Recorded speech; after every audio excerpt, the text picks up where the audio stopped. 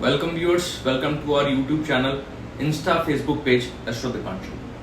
बृहस्पति ग्रह, जिसे वैदिक ज्योतिष में गुरु या देव गुरु के नाम से भी जाना जाता है, सौरमंडल का पांचवा और सबसे बड़ा ग्रह है, जो ज्ञान, धर्म, न्याय और समृद्धि का प्रतीक माना जाता है। ज्योतिष में बृहस्पति को देवताओं का गुरु कहा गया है, क्योंकि यह जीवन में सत्य, शिक्षा, अध्यात्म, उचित मार्गदर्शन और आध्यात्मिक प्रगति का कारक होता है।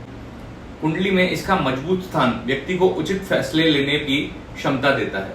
उच्च शिक्षा, सम्मान, आर्थिक स्थिरता, सुख, समृद्धि और संस्कारों से संपन्न जीवन देता है, जबकि इसका कमजोर होना आर्थिक संघर्ष, रिस्पेक्ट की कमी और जीवन में गलत मार्गदर्शन का कारण बन जाता है। बृहस्पति 1 साल तक एक ही राशि में रहते हैं, इसलिए इसका गोचर व्यक्ति के करियर, धन, संबंध, हेल्थ और धर्म पर गहरा प्रभाव डालता है। इस ग्रह के प्रभाव को शुभ बनाने के लिए पीले वस्त्र धारण करने चाहिए, गुरुवार को व्रत रखना चाहिए, पीले चने दान करने चाहिए। गुरु और वृद्धों का आशीर्वाद अत्यंत लाभदायक माना गया है। बृहस्पति ग्रह एक ऐसा दिव्य शक्ति का स्रोत है, जो व्यक्ति के जीवन में अंधकार को दूर करके ज्ञान, समृद्धि और शांति का प्रकाश फैलाता है। अब इन्हीं बृहस्पति का गोचर इनके स्व नक्षत्र पुनर्वसु में हो रहा है।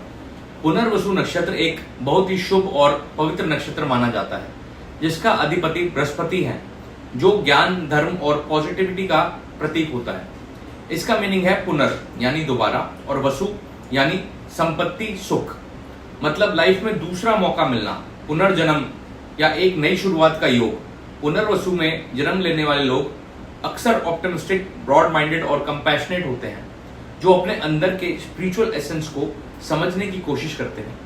इस नक्षत्र का स्वभाव बहुत जेंटल और नर्चरिंग होता है, बिल्कुल एक माँ की तरह, जो हर बार अपने बच्चों को संभालती है। जब बृहस्पति इस नक्षत्र में गोचर करते हैं, तब व्यक्ति के जीवन में नए अवसर खुलने लगते हैं, पुराने अधूरे काम पूरे होने लगते हैं और मन में एक नई ऊर्जा का जन्म होता है। इसका प्रभाव ऐसा होता है कि चाहे व्यक्ति ने कितने भी चैलेंजेस फेस किए हों, उसे फिर से एक नई शुरुआत का चांस मिलता है।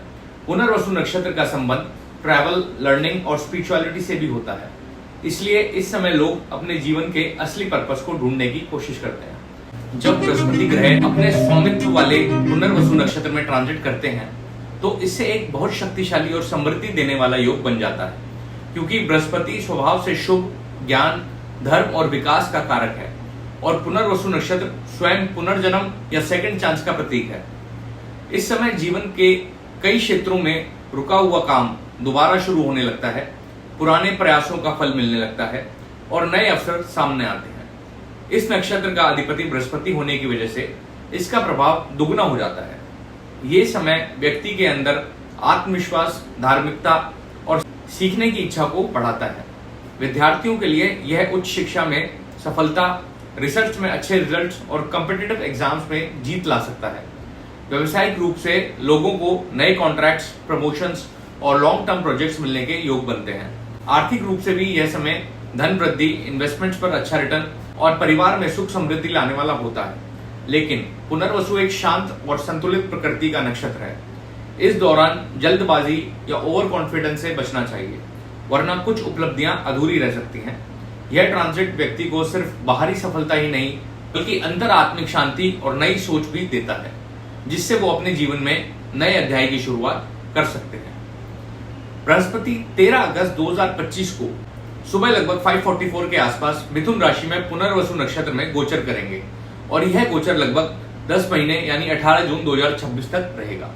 अब हम चर्चा करेंगे बृहस्पति के इस गोचर से सभी राशियों पर क्या प्रभाव पड़ेगा। वृषभ राशि। वृषभ राशि के लिए इस गोचर से कम्युनिकेशन और स्किल्स में निखार आएगा। बिजनेस वाले लोग नए प्रोजेक्ट शुरू कर सकते हैं। भाई बहन के साथ रिश्तों में स्वीटनेस बढ़ेगी। शॉर्ट ट्रैवल आपके लिए फायदेमंद रहेगा। एज अ रेमेडी, बृहस्पतिवार के दिन आप केले की जड़ में पानी डालें।